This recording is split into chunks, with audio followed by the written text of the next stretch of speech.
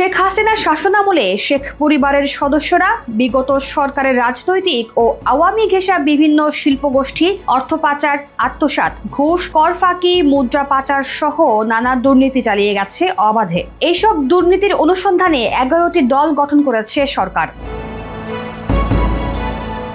এই তদন্তে সিআইডি, দুদক, বিএফআইইউ এবং এনবিআর একসাথে কাজ করবেন এবং আগামী সপ্তাহ থেকে তারা বাংলাদেশ ব্যাংকের প্রধান কার্যালয়ে নিজেদের কাজ শুরু করবেন। শেখ হাসিনা পরিবার ও তাদের স্বার্থ সংশ্লিষ্ট ব্যক্তি, প্রতিষ্ঠান ও ট্রাস্টের বাইরে যে 10 শিল্পগোষ্ঠীর বিরুদ্ধে তদন্ত শুরু হয়েছে সেগুলো হলো সাইফুজ্জামান চৌধুরীর Aramit group, S Alam group, Beximco, Nassa, Sikder, Bashundhara, Summit, Orion, Gemcon ও নাবিল গ্রুপ।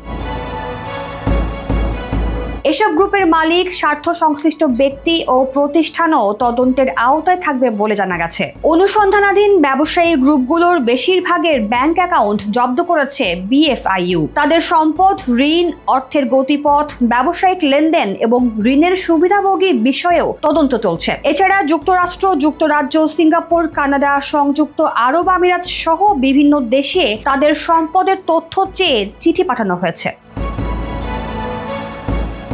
এছাড়া মন্ত্রিত্ব হারানো ব্রিটিশ নাগরিক টিউলিপ সিদ্দিকের বিরুদ্ধে তদন্তে তার দুর্নীতির সঙ্গেও সম্পৃক্ততার বিষয়টি গুরুত্ব পাচ্ছে। এসব দুর্নীতির তদন্তে সরকার এবং সংশ্লিষ্ট প্রতিষ্ঠানগুলো আন্তর্জাতিক সহযোগিতায় এগিয়ে এসেছে এবং অভিযোগে প্রমাণ পাওয়া গেলে বিদেশে পাচার হওয়া অর্থ বাংলাদেশে ফেরত আনার উদ্যোগ নেওয়া হবে।